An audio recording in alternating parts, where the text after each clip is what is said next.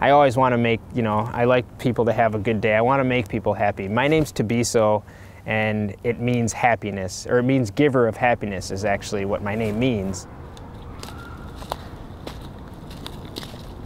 The tree I fell out of, I had been climbing for 4 years, and I had this little hammock that would fold up. I'd strap it to my back, bear climb this tree, and then get to the top, hook up my hammock, and then just rest, at the top of the tree, away from all the bugs. And I was able, it's like once you get past a certain point, you can see the Mississippi River, so it just had a great view. The day of my accident, June 12th, I told my girlfriend, who was pregnant with my son at the time, told her, I'm gonna go to the farmer's market, get some food, because I was gonna make them dinner that night, and I got some flowers and that kind of thing, and some more stuff for the garden at our house. And then I told her I was going to the tree, and I had actually shown her where the tree was in the event that something would happen. That day is the last thing I remember. I was at the farmer's market, and there was a gentleman playing an Irish bagpipe. It's called an Ellen pipe. And I was feeling really, it was like I was taking a day off, and I was feeling really generous, and I gave him a $10 tip. And that was the last thing I remember. And then I woke up 3 weeks later in the hospital.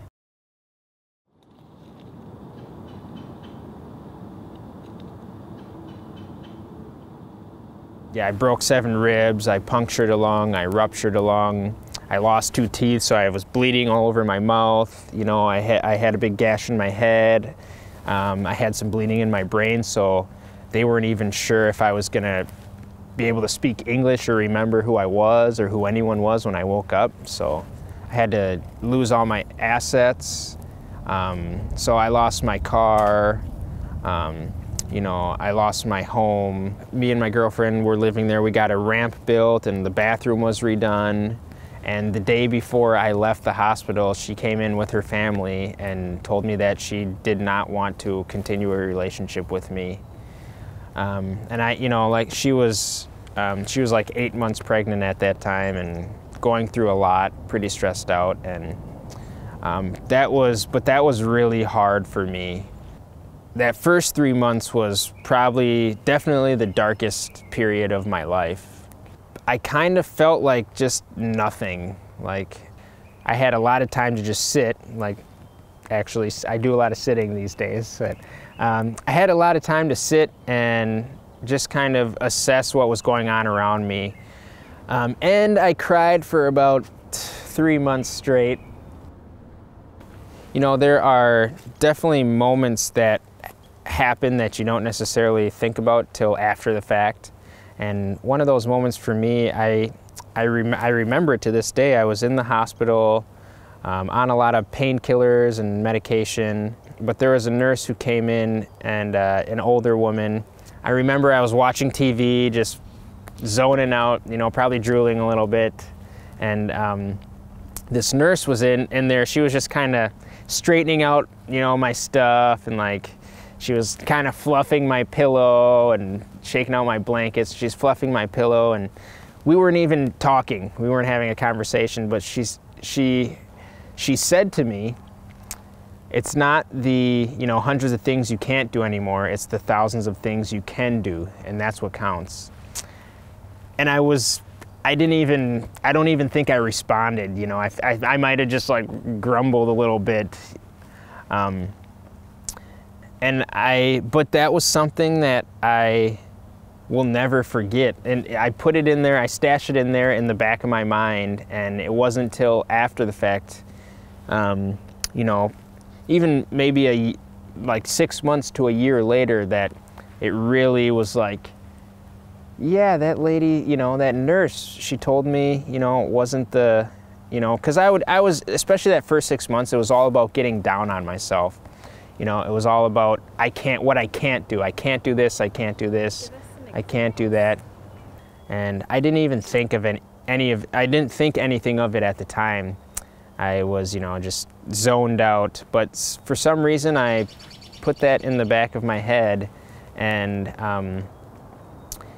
And I use that a lot because there are, on a daily basis, when you're in a wheelchair, every day you go places where it's not accessible, or you go places where you're the only person in the wheelchair. And you know, if you're in, I was probably a little insecure before.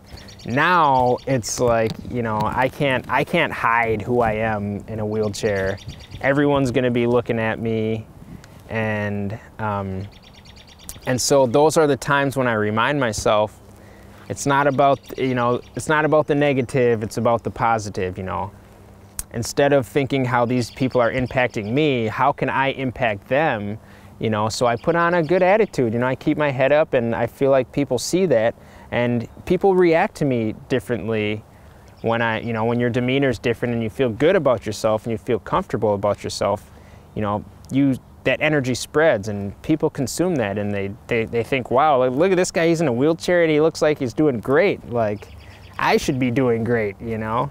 And it's fun because even my son Felix, I get to fluff his pillow, and I get to say, it's not about what you can't do, it's about what you can do, and that's what counts. And you know, I get to teach him those lessons, and that was something that at the time I was zoned out, didn't even pay attention to, but it has impacted my life so much, and it's almost, that's who I am now. You know, I'm like, once you get to that point where you're positive, you realize that it's not, that these things happen, stuff happens, crazy stuff happens to people all the time. And it's not necessarily what happens to you, but how you react to it. That makes a big difference.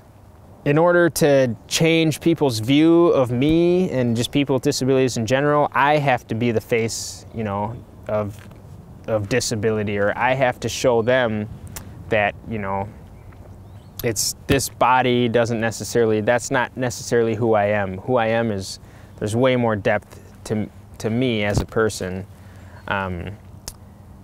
And I like to try and show that, because that's just who I am. You know, I always want to make, you know, I like people to have a good day. I want to make people happy. My name's Thabiso, and it means happiness.